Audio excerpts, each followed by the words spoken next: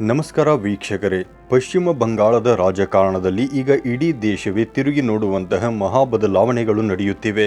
ಮಮತಾ ಬ್ಯಾನರ್ಜಿ ಅವರ ಕೋಟೆಯಲ್ಲಿ ಬಿರುಕು ಕಾಣಿಸಿಕೊಂಡಿದೆ. ಒಂದು ಕಾಲದಲ್ಲಿ ಬಂಗಾಳವನ್ನು ಆಳುತ್ತಿದ್ದ ಟಿಎಂಸಿ ಈಗ ಪತನದ ಹಾದಿಯಲ್ಲಿದೆಯಾ ಅನ್ನೋ ಪ್ರಶ್ನೆಗಳು ಶುರುವಾಗಿವೆ. ಏಕೆಂದರೆ ದೆಹಲಿಯಲ್ಲಿ ಅಮಿತ್ ಶಾ ಮತ್ತು ಸುವೇಂದು ಅಧಿಕಾರಿ ಅವರ ರಣತಂತ್ರಕ್ಕೆ ದೀದಿ ಪಾಳ್ಯದ ವಿಕೆಟ್ಗಳು ಒಂದಾದ ಮೇಲೆ ಒಂದರಂತೆ ಉರುಳುತ್ತಿವೆ.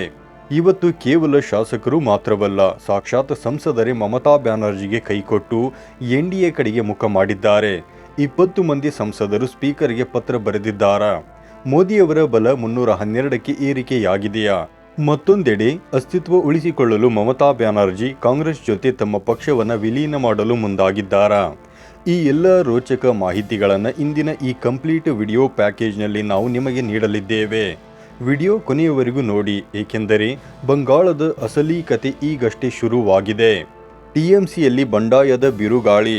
ವೀಕ್ಷಕರೇ, ಪಶ್ಚಿಮ ಬಂಗಾಳದಲ್ಲಿ ಟಿಎಂಸಿ ಈಗ ಎರಡಾಗಿ ಒಡೆಯುವ ಹಂತಕ್ಕೆ ಬಂದು ತಲುಪಿದೆ.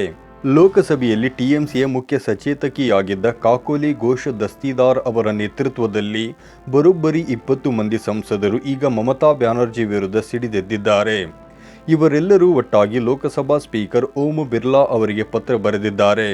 ಅವರ ಬೇಡಿಕೆ ಏನೆಂದರೆ, ನಮಗೆ ಲೋಕಸಭೆಯಲ್ಲಿ ಪ್ರತ್ಯೇಕವಾಗಿ ಕುಳಿತುಕೊಳ್ಳಲು ಅವಕಾಶ ನೀಡಬೇಕು ಮತ್ತು ಎನ್ಡಿಎ ಸರ್ಕಾರಕ್ಕೆ ನಮ್ಮ ಬೆಂಬಲವಿರುತ್ತದೆ ಎಂದು. ಇದು ಮಮತಾ ಬ್ಯಾನರ್ಜಿಗೆ ನುಂಗಲಾರದ ತುತ್ತಾಗಿದೆ. ಏಕೆಂದರೆ ಒಂದು ಪಕ್ಷದಿಂದ ಹೊರಬರಲು 2/3 ಸಂಸದರ ಬೆಂಬಲ ಬೇಕು. ಟಿಎಂಸಿಯಲ್ಲಿರುವ 29 ಸಂಸದರಲ್ಲಿ 20 ಜನ ಹೊರಬಂದರೆ ಪಕ್ಷಾಂತರ ನಿಷೇಧ ಕಾಯ್ದೆಯು ಅನ್ವಯಿಸುವುದಿಲ್ಲ. ಅಂದರೆ ಅಧಿಕೃತವಾಗಿಯೇ ಮಮತಾ ಅವರ ಟಿಎಂಸಿ ಈಗ ಒಡೆದ ಹಾಲಿನಂತಾಗಿದೆ. ಶತಾಬ್ದಿ ರಾಯ್ ಅವರ ದೆಹಲಿ ನಿವಾಸದಲ್ಲಿ ನಡೆದ ಆ ರಹಸ್ಯ ಸಭೆಯಲ್ಲಿ ಸುವೇಂದು ಅಧಿಕಾರಿ ಕೂಡ ಭಾಗವಹಿಸಿದ್ದು ಬಿಜೆಪಿಯ ಶಕ್ತಿಯನ್ನು ತೋರಿಸುತ್ತಿದೆ. ಕಾಂಗ್ರೆಸ್ ಜೊತೆ ಟಿಎಂಸಿ ವಿಲೀನ. ಇತ್ತ ತನ್ನ ಪಕ್ಷವನ್ನು ಉಳಿಸಿಕೊಳ್ಳಲು ದೀದಿ ಈಗ ಹಳೆ ಮನೆಯ ಬಾಗಿಲು ತಟ್ಟುತ್ತಿದ್ದಾರೆ. 1998ರಲ್ಲಿ ಕಾಂಗ್ರೆಸ್ ಬಿಟ್ಟು ಬಂದಿದ್ದ ಮಮತಾ ಬ್ಯಾನರ್ಜಿ ಈಗ ಮತ್ತೆ ಕಾಂಗ್ರೆಸ್ನಲ್ಲಿ ಟಿಎಂಸಿಯನ್ನು ವಿಲೀನ ಮಾಡ್ತಾರಾ ಎನ್ನುವಂತಹ ಚರ್ಚೆ ಜೋರಾಗಿದೆ.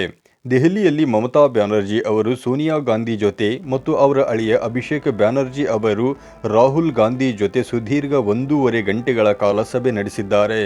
ಬಿಜೆಪಿಯನ್ನು ಎದುರಿಸಲು ಬಂಗಾಳದಲ್ಲಿ ಈಗ ದೀದಿಗೆ ಶಕ್ತಿ ಇಲ್ಲದಂತಾಗಿದೆ. ಹೀಗಾಗಿ ಕಾಂಗ್ರೆಸ್ನ ಇಕೋಸಿಸ್ಟಮ್ ಬೆಂಬಲ ಪಡೆಯಲು ಅವರು ಈ ನಿರ್ಧಾರಕ್ಕೆ ಬಂದಿರಬಹುದು ಎನ್ನಲಾಗುತ್ತಿದೆ. ಮಮತಾ ಬ್ಯಾನರ್ಜಿ ಅವರು ಲೋಕಸಭೆಗೆ ಎಂಟ್ರಿ ಕೊಟ್ಟು ವಿರೋಧ ಪಕ್ಷಗಳ ಒಕ್ಕೂಟದ ನೇತೃತ್ವ ವಹಿಸಬಹುದು ಎಂಬ ಸುದ್ದಿಯೂ ಕೂಡ ಇದೆ. ಒಂದು ಕಾಲದಲ್ಲಿ ಕಾಂಗ್ರೆಸ್ ವಿರುದ್ಧ ಕಿಡಿಕಾರುತ್ತಿದ್ದ ಮಮತಾ ಈಗ ಅನಿವಾರ್ಯವಾಗಿ ಅದೇ ಕಾಂಗ್ರೆಸ್ ನೆರಳು ಹುಡುಕುತ್ತಿದ್ದಾರೆ. ಸುವೇಂದು ಅಧಿಕಾರಿ ಮತ್ತು ಬಿಜೆಪಿಯ ಅಭಿವೃದ್ಧಿ ಮಂತ್ರ. ರಾಜಕೀಯ ಬೆಳವಣಿಗೆಗಳ ನಡುವೆ ಬಂಗಾಳದ ಜನತೆ ಈಗ ಬಿಜೆಪಿಯ ಅಭಿವೃದ್ಧಿ ಮಾದರಿಗೆ ಮಾರು ಹೋಗುತ್ತಿದ್ದಾರೆ. ಸುವೇಂದು ಅಧಿಕಾರಿ ಅವರು ಬಂಗಾಳದ ಗತ ವೈಭವವನ್ನು ಮರಳಿ ತರಲು ಪಣ ತೊಟ್ಟಿದ್ದಾರೆ. ಈಗಾಗಲೇ 19,000 ಕೋಟಿ ರೂಪಾಯಿಗಳ ಬೃಹತ್ ಹೂಡಿಕೆ ಬಂಗಾಳಕ್ಕೆ ಹರಿದು ಬರುತ್ತಿದೆ. ಬುಲೆಟ್ ಟ್ರೈನ್ ಯೋಜನೆ ಮತ್ತು ಹೊಸ ಎಕ್ಸ್ಪ್ರೆಸ್ ವೇಗಳ ನಿರ್ಮಾಣ ಕಾರ್ಯ ಚುರುಕುಗೊಂಡಿದೆ. ಬರೀ ಮಾತಿನಲ್ಲಲ್ಲ, ಕೃತಿಯಲ್ಲಿ ಅಭಿವೃದ್ಧಿ ತೋರಿಸುತ್ತಿರುವ ಬಿಜೆಪಿಗೆ ಅಲ್ಲಿನ ಎಡಪಕ್ಷಗಳ ನಾಯಕರು ಕೂಡ ಫಿದಾ ಆಗಿದ್ದಾರೆ. ಮಾಜಿ ಸಿಎಂ ಬುದ್ಧದೇವ್ ಭಟ್ಟಾಚಾರ್ಯ ಅವರ ಪತ್ನಿ ಮೀರಾ ಭಟ್ಟಾಚಾರ್ಯ ಅವರೇ ಸುವೇಂದು ಅಧಿಕಾರಿ ಅವರ ಆಡಳಿತವನ್ನು ಹೊಗಳಿದ್ದಾರೆ ಎಂದರೆ ಬದಲಾವಣೆ ಎಷ್ಟರ ಮಟ್ಟಿಗಿದೆ ಎಂದು ಊಹಿಸಿಕೊಳ್ಳಿ. ಅಕ್ರಮ ಬಾಂಗ್ಲಾ ವಲಸಿಗರನ್ನ ಪತ್ತೆ ಹಚ್ಚಿ ಗಡೀಪಾರು ಮಾಡುವ ಕೆಲಸವು ವೇಗವಾಗಿ ನಡೆಯುತ್ತಿದೆ. ಇದು ಬಿಜೆಪಿಯ ರಾಷ್ಟ್ರೀಯ ಭದ್ರತೆಯ ಬದ್ಧತೆಯನ್ನು ತೋರಿಸುತ್ತಿದೆ. ಇನ್ನು ಮುಸ್ಲಿಂ ಸಂಸದರ ನಡೆ ಮತ್ತು ಶತ್ರುಘ್ನ ಸಿನ್ಹಾ ಸೈಲೆನ್ಸ್. ಈ ರಾಜಕೀಯ ಹಗ್ಗ ಜಗ್ಗಾಟದಲ್ಲಿ ಮತ್ತೊಂದು ಅಚ್ಚರಿಯ ವಿಷಯವೆಂದರೆ ಮುಸ್ಲಿಂ ಸಂಸದರ ನಡೆ. ಜಂಗೀಪುರದ ಖಲೀಲೂರ್ ರೆಹಮಾನ್, ಮುರ್ಷಿದಾಬಾದ್ನ ಅಬು ತಾಹಿರ್ ಖಾನ್ ಮತ್ತು ಮಾಜಿ ಕ್ರಿಕೆಟಿಗ ಯೂಸುಫ್ ಪಠಾಣ್ ಅವರ ಹೆಸರುಗಳು ಬಂಡಾಯಗಾರರ ಪಟ್ಟಿಯಲ್ಲಿ ಕೇಳಿಬರುತ್ತಿವೆ. ಒಂದು ವೇಳೆ ಮುಸ್ಲಿಂ ಮತಗಳ ಧ್ರುವೀಕರಣ ನಡೆದರೆ ಅದು ಕಾಂಗ್ರೆಸ್ಗೆ ಲಾಭವಾಗಬಹುದು ಎಂಬ ಲೆಕ್ಕಾಚಾರವೂ ಇದೆ. ಇನ್ನೊಂದೆಡೆ ಬಿಜೆಪಿಯ ಕಡು ವಿರೋಧಿಯಾಗಿದ್ದ ಶತ್ರುಘ್ನ ಸಿನ್ಹಾ ಅವರು ಕಳೆದ ಕೆಲವು ದಿನಗಳಿಂದ ಸೈಲೆಂಟ್ ಆಗಿದ್ದಾರೆ. ಅವರೂ ಕೂಡ ಈ ರೆಬಲ್ ಟೀಮ್ನ ಭಾಗವಾಗಿದ್ದಾರಾ ಎಂಬ ಅನುಮಾನ ದಟ್ಟವಾಗಿದೆ. ತಮ್ಮ ರಾಜಕೀಯ ಭವಿಷ್ಯಕ್ಕಾಗಿ ಈ ನಾಯಕರು ಈಗ ಮಮತಾ ಬ್ಯಾನರ್ಜಿಯನ್ನ ಬಿಟ್ಟು ಎನ್ಡಿಎ ಕಡೆ ವಾಲುವುದು ಅನಿವಾರ್ಯವಾಗಿದೆ. ಒಟ್ಟಾರೆಯಾಗಿ ಹೇಳಬೇಕೆಂದರೆ ಪಶ್ಚಿಮ ಬಂಗಾಳದಲ್ಲಿ ಟಿಎಂಸಿಯ ಅಧಿಪತ್ಯ ಕೊನೆಯಾಗುವ ಕಾಲ ಬಂದಂತಿದೆ. ಬಿಜೆಪಿಯ ಬಲ 312ಕ್ಕೆ ಏರಿಕೆಯಾಗುತ್ತಿರುವುದು ದೆಹಲಿ ದರ್ಬಾರ್ನಲ್ಲಿ ನರೇಂದ್ರ ಮೋದಿಯವರ ಹಿಡಿತವನ್ನು ಇನ್ನಷ್ಟು ಗಟ್ಟಿಗೊಳಿಸಲಿದೆ. ಇತ್ತ ಕಾಂಗ್ರೆಸ್ ಮತ್ತು ಟಿಎಂಸಿ ಒಂದಾಗುತ್ತಿರುವುದು ರಾಜಕೀಯ ಅಸ್ತಿತ್ವಕ್ಕಾಗಿ ಹೊರತು ಸಿದ್ಧಾಂತಕ್ಕಲ್ಲ ಎನ್ನುವುದು ಜನರ ಅಭಿಪ್ರಾಯ. ನಿಮ್ಮ ಅನಿಸಿಕೆಗಳು ಏನು ವೀಕ್ಷಕರೇ?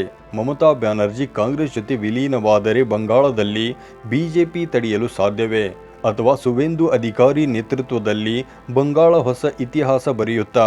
ಕಮೆಂಟ್ ಮಾಡಿ ತಿಳಿಸಿ. ಈ ವಿಡಿಯೋ ಇಷ್ಟವಾಗಿದ್ದರೆ ಲೈಕ್ ಮಾಡಿ, ಶೇರ್ ಮಾಡಿ ಮತ್ತು ನಮ್ಮ ಚಾನಲ್ಗೆ ತಪ್ಪದೇ ಸಬ್ಸ್ಕ್ರೈಬ್ ಆಗಿ. ಧನ್ಯವಾದಗಳು.